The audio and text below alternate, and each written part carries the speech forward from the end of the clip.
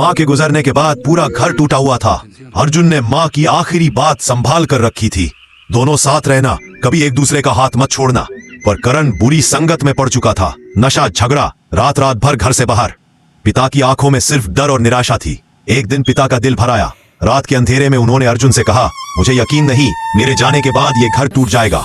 अर्जुन की आंखें भर आईं, बोला, बाबा एक मौका दीजिए, मैं करण को बदल दूंगा। अगली सुबह पिता ने दोनों को बुलाकर कहा, ये बंजर जमीन को उपजाऊ बनाकर दिखाओ, जो करेगा वही घर संभालेगा। अर्जुन अकेले ही काम में जुट गया, धूप में तपता हुआ, हाथों से खून बहता हुआ, रात को मिट्टी में लेटकर रोता हुआ। और करण दूर से देखता रहा, हंसता रहा, मजाक उड़ाता रहा। 7वें दिन की रात अर्जुन थक कर गिर पड़ा, शरीर कांप रहा था।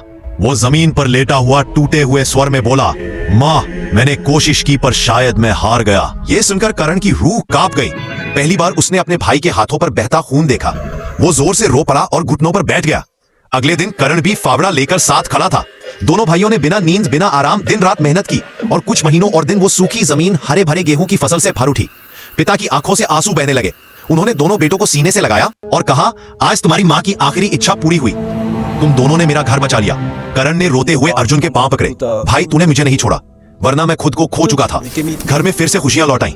मैसेज, कभी कभी टूटने का दर्द ही इंसान को नया बना देता है और रिश्ते वही होते हैं जो आखिरी सांस तक साथ खड़े रहे।